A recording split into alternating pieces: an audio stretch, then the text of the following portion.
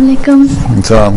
मेरा सवाल ये है कि अहमदिया को मक्का जाने की इजाज़त क्यों नहीं होती है? ये तो उनसे पूछो जो नहीं जाते हमें। अहमदी के ऊपर अगर अहमदी लिखा हो तो वो कहते हैं कि तुम लोग काफिर हो इसलिए तुम्हें नहीं है।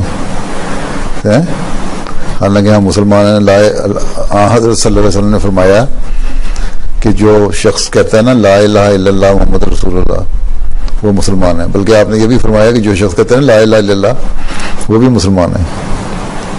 ठीक, तो हम तो ला इलाहा इल्लल्लाह मुहम्मद रसूलुल्लाह पढ़ते हैं ना, तो हमें लोग कभी काफिर कहते हैं।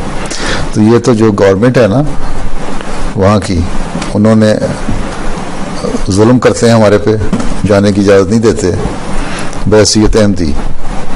अगर पता लग जाए कि अहमदी है, लेकिन उसके बावजूद बहुत सारे अहमदी जाते हैं, हज करते हैं, हज भी करते हैं, उम्रे पे भी जाते हैं। अब तो बहुत सारे लोग जाने लग गए हैं, यूके में बहुत सारे लोग जाने लग गए हैं। ठीक है, तो मैंने भी किसी भी तरीके से मुतबादिल हज करवाया है, अहमदी को ही भेज के अपना हज करवाया, क्योंकि मैं जा नहीं सकता। अगर इजाज़त हो तो चले जाएं, खुली इजाज़त नहीं है, लेकिन अहमदी जाते हैं हज करने के लिए। ठीक, और अगर ये पता ना लगे कि अहमदी है, नहीं तो वहाँ मारेंगे, पीटेंगे, निकाल देंगे।